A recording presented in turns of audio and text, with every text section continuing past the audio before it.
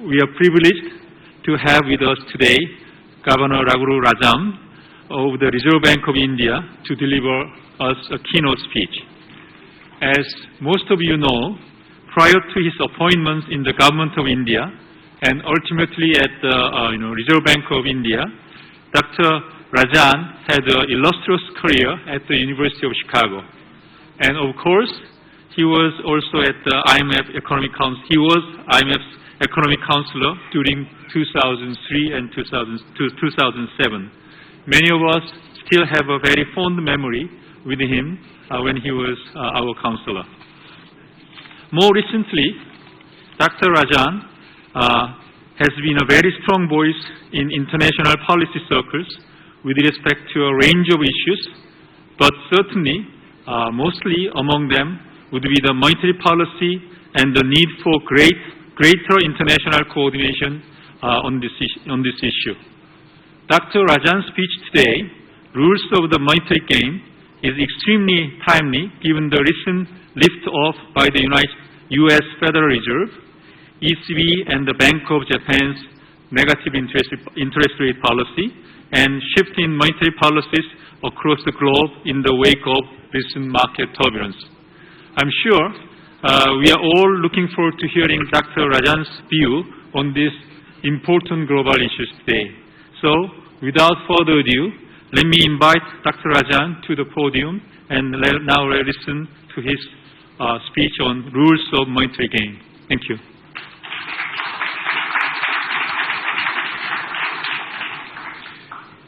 Thank you very much, Chang Yong, for inviting me here. Managing Director, distinguished guests. This is a conference on Asia, but of course Asia is part of the world where unfortunately there are very few areas of robust growth. As you know, the IMF has been reducing its growth forecasts repeatedly over the last couple of years. And this period of slow growth is especially dangerous because both industrial countries as well as a number of emerging markets need high growth to quell rising domestic political tensions.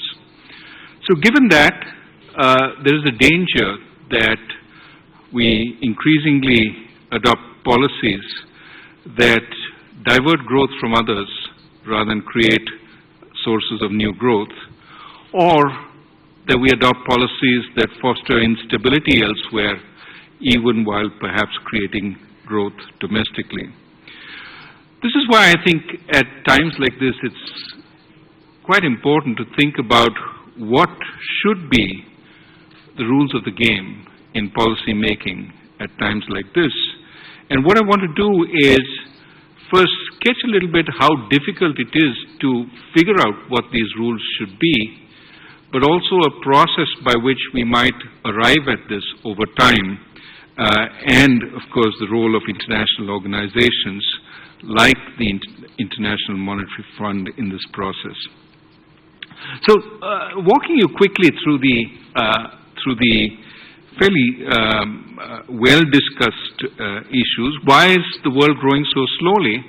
Well, part of the reason it may be growing so slowly is we're still working off the overhang of debt that emerged during the pre-crisis years, and large-scale debt write-offs, which might be the appropriate intervention under these circumstances, are politically difficult. But of course, a number of people have pointed to other factors which may have been in play before the Great Recession, such as population slowing across the industrial countries, as well as the slowdown in productivity growth, factors that are more structural in nature and therefore would require not stimulus but structural reforms as the solution. And of course, we know the problem with structural reforms is they tend to hurt protected constituencies today, vociferous protected constituencies, while the gains to the constituencies that benefit are typically much later, more uncertain, and perhaps that's why Jean-Claude Juncker said that inimitable sentence at the height of the Euro crisis: we all know what to do, we just don't know how to get elected after we've done it. So I think that really sums it up for us. We need growth. Growth may actually come from structural reforms. Structural reforms are difficult. Stimulus can help in the interim. Can't be a permanent solution, but maybe that's all we have. So one question could be, why don't we settle for slow growth? Why do we have to really, work very hard for growth? What's the pressure for growth? And the answer is, these pressures have probably increased over the last few years. The most immediate pressure comes from the rising debt, which has to be paid down. So even debt sustainability issues would require higher growth. But also social security entitlements across the industrial world loom large as the baby boom generation retires. But apart from entitlements and debt, I think there are issues of equity.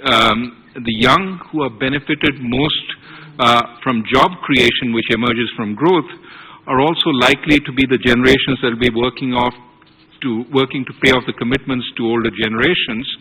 So you're telling these people you're going to have the worst of it, both in terms of current jobs as well as the future prospects. These people are the people who can go onto the streets, and therefore you want to be very careful you don't promise a bleak future to them. I mean, these are some of the issues that are playing out in elections across the globe. Growth, of course, also becomes important from the perspective of time. The unemployed, staying unemployed for a long period of time, may effectively become unemployable, and that's another reason a number of countries are looking at generating growth sooner rather than later. Now, even while industrial countries have these problems, emerging markets have always had the need for growth. Populations are typically younger, poorer, and our safety nets are much thinner, and therefore growth to create jobs is extremely important. Bottom line, the whole world is looking for growth, but the sustainable sources of growth are limited and politically very expensive, and probably will pay off only over time rather than immediately. Now, this is as far as country authorities go. Central bankers have a related but somewhat different problem. I think every central banker you talk to will say quite firmly that monetary policy cannot substitute for structural reforms. Structural reforms have to be ultimately the way we grow in a sustainable fashion. But with inflation flirting with the lower limit of the inflation mandate and threatening to stay lower for longer, and with pundits constantly reminding them that inflation is always and everywhere a monetary phenomenon, there's immense pressure on them to go beyond ordinary monetary policy or risk losing credibility and violating their own domestic mandate. In other words, at this point, no central banker can claim they're out of tools because, failing everything, there's always the helicopter drop, which was popularized by Ben Bernanke. I think Martin Wolf, who may be in the audience, has also been talking about it. Now, there is a legitimate question whether, as you get more and more aggressive, policies really move you towards the desired objective of stronger growth. It is quite possible that because these policies are new and work through uncertain channels, they may in fact do the opposite. I mean, let me give you a couple of examples. If the more aggressive policy convinces the public that calamity is around the corner, it may tempt more of them to save rather than spend, if having the exact opposite effect that you want. Now, these effects could be magnified if there's a sense that the consequences of today's policies, which may be distorted asset prices, higher government debt, higher private debt, if all these will have to be reversed in the future at great cost to the system, again it may prompt saving by households as they fear the possible outcomes in the future. Now, it may be even worse if the public believes that policies will never change and takes on leverage and positions in assets commensurate with this no change. Because while this may help the central bank achieve its objectives in the short run, the shifts in asset prices when policy eventually, inevitably changes, could have enormous dislocation effects especially if it's exacerbated by significant leverage that has been taken on in the meantime. The bottom line is, this is back to my old complaints about the uncertain effects of unconventional monetary policy. But I think, while you may while you may debate whether they have effects or not and how big the effects are, I think universally there's a sense that the positive effects are diminishing after years of effort in this direction, and the costs are indeed increasing. Now, the problem, however, is that given their domestic inflation mandate, industrial countries' central bankers cannot but try anything that could work. In other words, they have no option. They have to do it.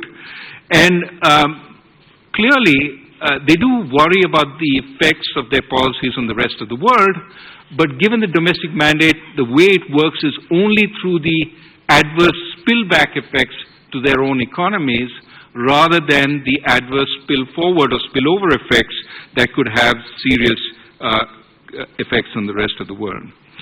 Now, that brings me to the main point, which I'll elaborate in the next 10 minutes or so, that monetary policies have spillover effects. All monetary policies have spillover effects. This is not a matter of debate. If a country reduces its interest rates domestically, its exchange rate also typically depreciates, which helps exports. This is normal monetary policy. But the demand-creating effects of lower interest rates on domestic consumption and investment typically in ordinary times tend to be substantial. So you are generating significant domestic demand, and the demand switching effects of the lower exchange rate in enhancing external demand for your goods tend to be typically smaller than these demand-creating effects. And on net, the spillover effects for the rest of the world may generally be positive. That is, you, because of your own increase in domestic demand, draw in imports from the rest of the world and don't, in a sense, divert the foreign country's demand towards your own goods in a greater way. Now, that is in ordinary times, but in times like this, matters like today's matters are much less clear. For example, if the problem is debt overhang in your country, which is why you're growing so slowly, why you're flirting with a zero lower bound and so on, it may be that the interest-sensitive segments of the economy are constrained by debt, and lower interest rates or aggressive monetary policy doesn't really help them invest and grow. So little effect on domestic demand. Your households, which used to spend a lot, are over-indebted. They can't buy stuff. But the demand switching effects still play out. So even though the aggregate effects on growth are much lower than in the past, they primarily come from a lower exchange rate, which sucks in demand from other countries for your goods, rather than creating demand domestically. So I would argue that at times like this, one has to look at the policy itself and to see whether on net it's good for the globe or not, even if it's good domestically. One could talk about quantitative easing and how it might have similar effects. And some of these policies could have significant demand switching effects because they have worked primarily through the exchange rate. For example, if I depress long-term bond yields in my country, forcing a number of insurers to go out and buy bonds elsewhere to get the kind of yield that they need to meet their liabilities, the fabled search for yield behavior, it could depress my exchange rate significantly more than in ordinary times with ordinary monetary policy. Now, of course, we know that if everyone engages in these kinds of policies, we have a race to the bottom with no one any better off. But it could be that not only is no one better off, we're all worse off, because these kinds of very aggressive policies do two things. One, it may keep interest rates so low that we have financial instability building up. And second, because the first mover out of this kind of situation gets the brunt of the hit in terms of exchange rate appreciation, it keeps us trapped in this low interest rate or aggressive monetary policy equilibrium. So the bottom line here is it's not, just by calling a policy monetary doesn't mean that it is beneficial for the world. What matters is how that policy is undertaken, what period it's undertaken in, and what the net spillovers are. We've talked about two spillovers already, one through the trade channel, the other through cross-border capital flows and the effect on financial stability. There could be others. Now, the point I want to start with, and then I'll spend the next 5 minutes just elaborating a scheme. The point is that what is absolutely clear today is a central bank's domestic responsibilities. That's absolutely clear. That's its entire mandate. What is much fuzzier is the central bank and the country's international responsibilities. And as a result, what happens is, in the current state of affairs, industrial country central banks find all sorts of ways to justify their policies in international fora, if ever they are discussed, without acknowledging the unmentionable, that the exchange rate may be the primary channel of transmission and that capital spillovers may be sizable. So what I'm going to talk about is how we can bring this gorilla, which we typically don't talk about, back inside the room. And for this, I think the best way to describe what I'm talking about is to use a driving analogy. First, the state of the art in economics is not at a point where we can clearly identify spillovers, estimate their magnitudes, and say this policy does this or that policy does that. You can see from all the empirical work on unconventional monetary policies how hard it is to establish any kind of effect, positive or negative. So in this kind of environment, trying to say we're going to have very clear-cut decisions on what policies are beneficial globally and what are not is going to be very difficult. So rather than start with clear-cut identification, which may be many years in coming, why not use a driving analogy? We know policies that broadly are green, that you can do because they have very little spillover effects. And we know policies that are red, that you absolutely must not do. For example, we already have one policy which is labeled red by the international community, sustain unidirectional exchange rate intervention. But I think in the current situation, there are lots of policies which fall in the orange bucket, which we're not quite sure, and we need to understand whether they should be used at all. Typically, orange bucket policies should be used temporarily and with care, and not as a matter of course. Now, let me give you some examples of policies and how they would be rated. If we believe that some kind of unconventional monetary policy leads to small positive effects on exports to emerging economies and a feeble recovery in the source country, but massive capital outflows and asset price bubbles in emerging markets, this is a kind of policy that one could label red. This is something that we should not do. Of course, a policy which typically has positive effects both domestically and internationally, like ordinary monetary policy, could be rated green because it raises output in both places. Now, what becomes interesting are situations such as a country which is locked into a deep downturn for a long time. Supposing there is a policy which would depreciate its exchange rate and work like a booster shot. It gets demand from the rest of the world. It gets, in a sense, jump-started out of difficulty.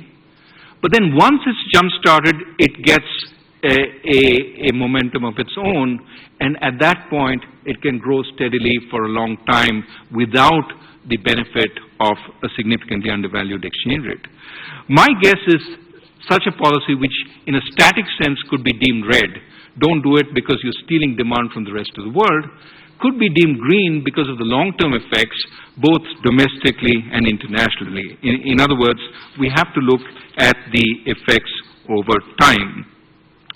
So, broadly speaking, what we need to do is try to figure out what kind of a conversation we can have about policies and look at the effects of policies domestically, internationally, over time, whether they have negative effects externally, positive effects domestically, how these play out in relative magnitude.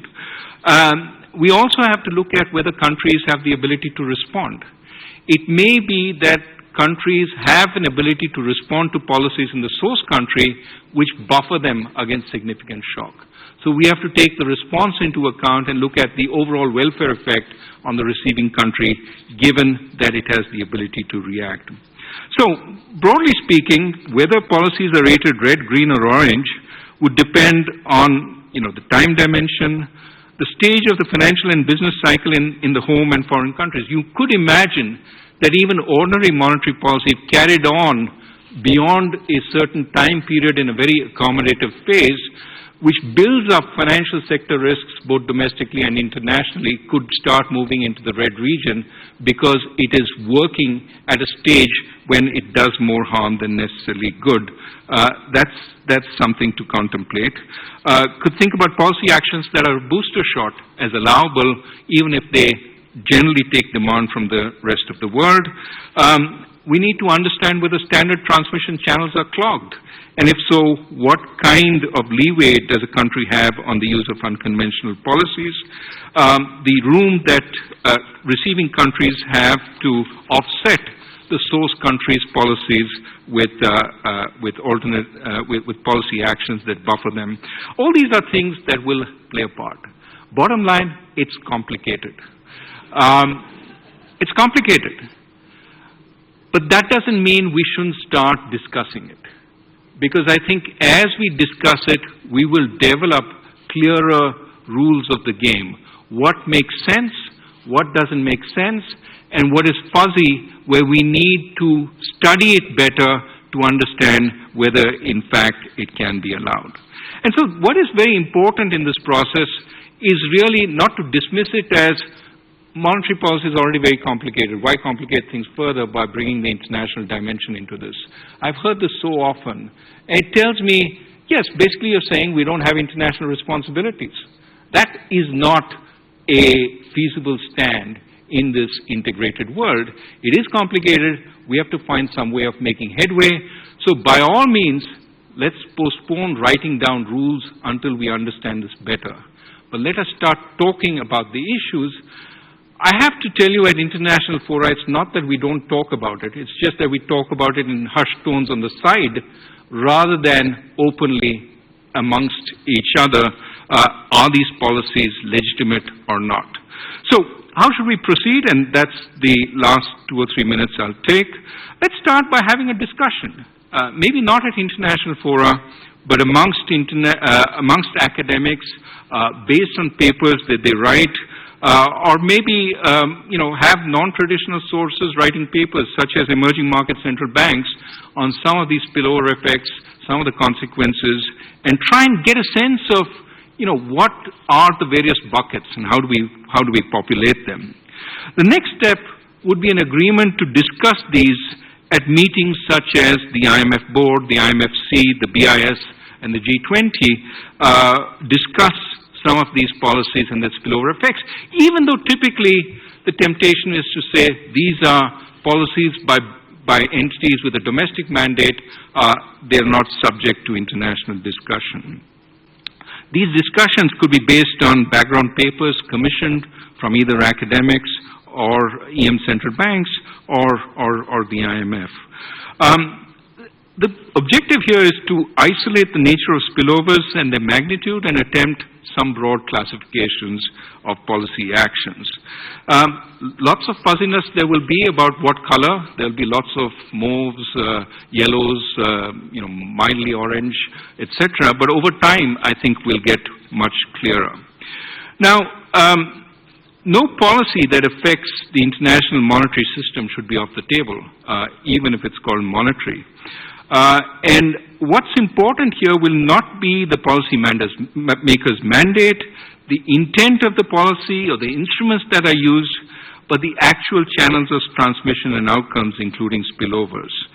And as we start having this discussion, policymakers will have to explain basically what they're trying to do and what evidence they have for the effects, for their policies having net positive effects for the global community or having temporary negative effects which will diminish. Once we go to this, I think just the discussion will have tremendous positive effects in bringing some of the issues to light and bringing more of a sense of international responsibility in actions. But as we move through this, eventually there may be a need for an international conference to see how we can actually write down some rules of what works and what doesn't work, as also the role of the International Monetary Fund in this, whether a new international agreement along the lines of Bretton Woods is needed, or whether small changes in the Articles of Agreement of the International Monetary Fund will do what is necessary. So I think the point is to start. The end will be a long way off, maybe a decade or more off if we eventually get agreement. But it's important to start looking at these things, because I think once the genie is out of the bag, once the unconventional policies of various kinds are out of the bag, the consequences can only build up. Now, I don't visualize strong prescriptions soon. I think we should take it slowly. We should develop more of a consensus. And only once we've developed enough of a consensus on this, decide how to codify or move forward in terms of things like the Articles of Agreement and the actions the fund will take. Let's not bring those things forward, because that will kill the discussion. However, I do think, and this is where I'll end, the international community does have a choice today. We can pretend that all is well with the global financial non-system and hope that nothing goes spectacularly wrong. Or we can start the process of building a system for the world of the 21st century, which will be an integrated world. And what I've suggested here is some initial steps which can move us along that path. Thank you.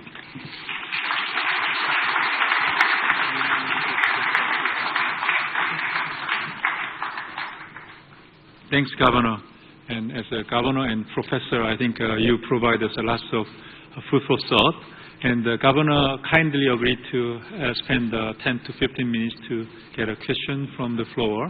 But while we are waiting, before getting some questions, I thought that you didn't specify the rules, but you mentioned that what should be the element for consideration for the rules, such as domestic responsibility, international responsibility, and also the impact across the time, and also the ability how to respond from the counterparts.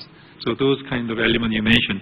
But as students, whenever I have some problem understanding the principles, I usually ask professor what is through the examples. So if you do not mind, before I get the questions, if I thinking about the negative interest policy, listen to the introduction of negative interest policy, following your elements of the important element for the new rule of the monetary regime, what is your view on this negative interest rate policy based on what you have just described?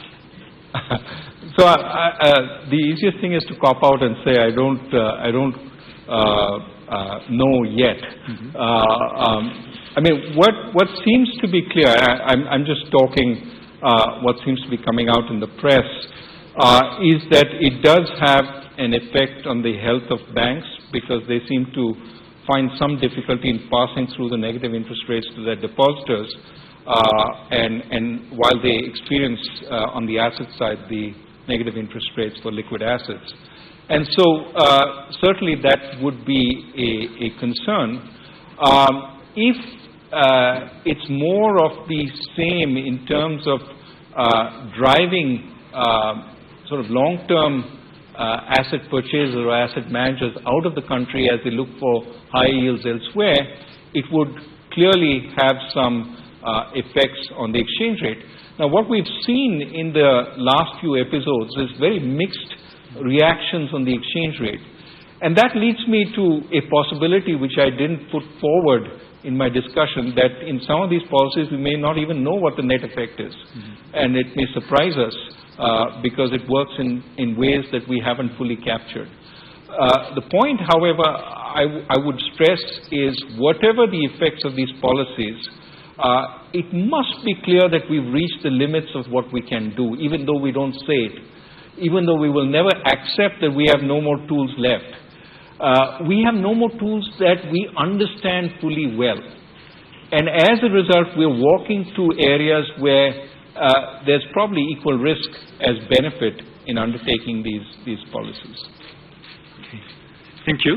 So now we open the floor. Deputy Governor.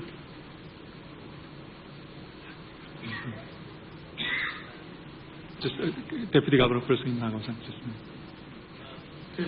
you very much. I am Deputy Governor Nandalal Singh from Central Bank of Sri Lanka.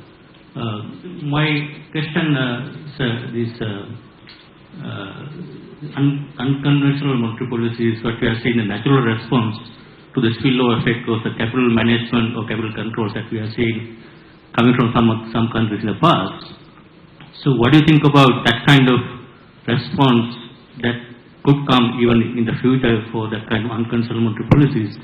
And then would that be a kind of a solution, or whether, I mean, as you said, there has to be coordination among the countries without having taking individual measures like that by receiving countries. Thank you.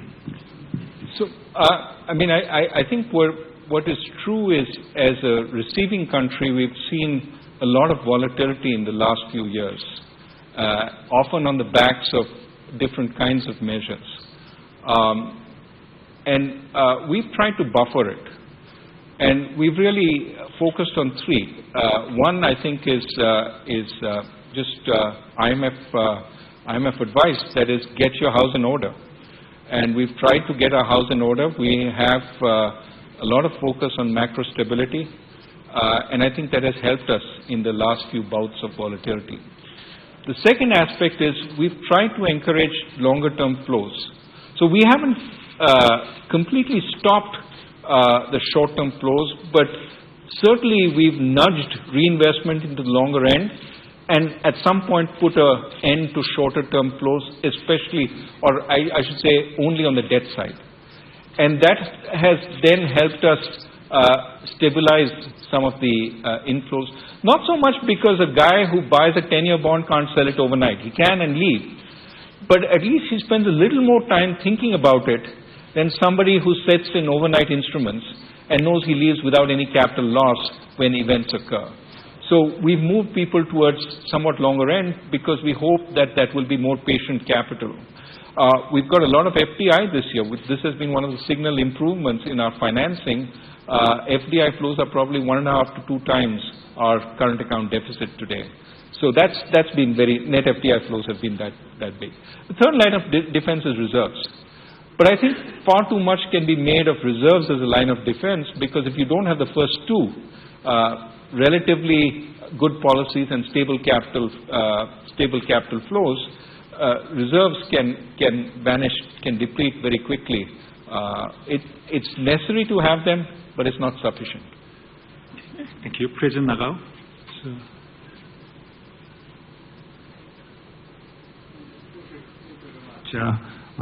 Nakao of President of ADB, and this issue is not the development bank purview, but because I was in charge of exchange rate policy before becoming President of ADB, I would like to ask a question. Of course, I would say when major economies, central banks decide on the monetary policies, they should care the impact on other economies, and also unconventional policies might lead to the building up of consequence of risk build-up for the future. But at the same time, in addition to the impact effects you mentioned, the increasing domestic demand and the impact on trade through depreciation, the liquidity provision after the crisis was needed to secure the stability of a financial system by awarding a lot of liquidity to banks to avoid any unintended shortage of liquidity. And I think it was really needed in America, Europe, and so on. And another point is we need to avoid the spiral of deflations by any means. And I think, in my personal view, after the burst of the bubble of 1990s in Japan, the Japanese authorities didn't take these policies, unconventional policies, to avoid deflationary spiral after balance of payments, balance sheet issues arose. So my question is, of course, we must care the spillovers to other countries, but is there any choice for major economies, central banks, but to take these policies for the reason I just mentioned, not just increasing domestic demand and also depreciation impact on trade, but also to avoid the risk to the financial system and to avoid any risk of deflationary spiral? So, very, very good question. I think there's no doubt that immediately after the crisis, all these programs were very important to repair the financial system. I'm absolutely on board on that one, that the first wave of unconventional policies were absolutely necessary and were important in saving the system. On the issue of whether these can avoid deflation, I think the jury is still out. As you know, a number of countries are still fighting it. And the question we have to ask is, are the costs of deflation really so high relative to the consistent weakening of the, say, the financial system and the adverse spillovers, right? I mean, it's fair to say that the wave of capital flow that came into the emerging markets after the initial policies post-crisis have in fact created damage. Now, how much damage, one could question that, but it has created damage. At the same time, the second, third, fourth round of unconventional policies have still not had a serious effect on quelling the disinflationary or deflationary pressures. Now, one could always argue what the counterfactual is. Would it have been much worse? Would we be at -5 or -10? Now, there is this belief that deflation spirals downwards. But I think, and I would be happy to be corrected, I don't think you see that in the Japanese situation. It did not spiral even in the years of the crisis. And in fact, if you look at Japanese growth, this was a chart that Jean-Claude Trichet was always quite happy putting up. If you correct for the shrinking labor force, Japanese growth has been quite good. So where is the adverse consequence of deflation here? Maybe people have learned to manage deflation. So where does the adverse consequence come? You will say immediately on rising real debt. Well, then that's the problem. Debt is the problem, not deflation, debt. Fix the debt. This would be something that somebody like Ken Rogoff would say. The point I'm trying to make is, after 6 or 7 years of a policy, perhaps we have to examine whether in fact we keep doing it regardless of very little evidence that it's having the effects that we want. Mr. Martinov. So thank you very much. The comment is that you have an unlikely ally in that Mark Carney delivered a speech at the G20 which was a barely veiled assault on the Bank of Japan's negative interest rate policy. So this is getting more lively and interesting. Yes. But my question is, I was quite surprised that you omitted a criteria in thinking about how we should think about this. It would seem to me rather obvious that there are about 5 central banks at most that have significant global spillover effects, and you know which they are, and in 10 years you'll be one of them, so it'll be 6. Isn't the real point, considering how you frame the responsibilities of central banks in relationship to their capacity for international spillovers? In all truth, about 180 or 90 of them are irrelevant. No, you might say in your more in your clear tones that it's easy for me to talk because we don't have the adverse spillover effects now. And if we did grow, which I fully hope and expect we will, to a size where we do have these spillover effects, would we be talking the same language at that point? Well, I mean, one of the things I noticed in the fund was that the Scandinavian countries were always the voice of reason because they were relatively small. but they were affected in a big way by international forces. And they always used to push for good policies across the globe. Think of this as that the large central banks, I would wager, you just mentioned Mark Carney's speech, they have been worrying about each other's policies for a long time. And in side notes at international meetings expressing their concern about the other guy's policy and how the other guy's policy is forcing them into similar kinds of policies. This is language we've heard for some time now. And so, to my mind, this is the unmentionable. Monetary policy, we don't talk about it.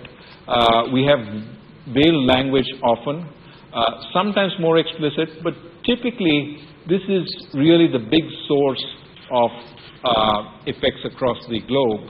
I think it's time we brought it out into the open and talked about it without necessarily being on the defensive, but trying to understand better what the longer run effects are and whether in fact it is moving us towards the right direction. I would be very happy to be proven completely wrong in my sort of worries about unconventional policy. Maybe it's the only thing that works, it's working, great. But let's at least investigate. Okay. Maury? Maury Oakesfeld, IMF. One area where we've had a lot of success in establishing global rules of the game is in trade policy. I can think of 3 reasons why we may have done that. First of all, protection is beggar the world in addition to beggar thy neighbor. It may even be beggar thyself. Secondly, we have a very good idea of how trade policy works. It's much simpler than monetary policy. And third, at least in the early phases, it was possible to establish coalitions of exporters who could outweigh import competing interests. Another area where we've had considerable success is in regulatory policy. Do you see a similar way forward that might possibly lead to political coalitions that could support cooperation in the monetary sphere? It's a great question, and I don't have an easy answer. I do think there is a large group, the 174 others, who do experience the consequences of these policies, but don't actually come together. Partly because the countries that have significant spillovers, or the regions that have significant spillovers, are also the most important and powerful countries in the world. So discussion about their policies gets shunted off the table. At the same time, I think, and this is the point that I'm trying to make, that we shouldn't be too hasty to develop regulations and create coalitions against this, simply because the state of economics, as you pointed out, is not developed enough for us to understand all the consequences. I think we're finding out, and my call is more for let's start having a discussion. Right now it's off the table because it's of the domestic mandate. How can they do anything else? Because they would risk violating the lower bound of the inflation mandate, and so they have no option but to do it, and so what's the point of discussing it? But I think it's useful to have a discussion. Thank you. It's a really great pity for me to have to close this session, but my colleague who is managing this time is now showing real signs for already 5 minutes, so probably I have to close this session. Governor, thanks very much for coming and joining us and share your insight, and let's give him a big applause for this session. Thank you. Thank you.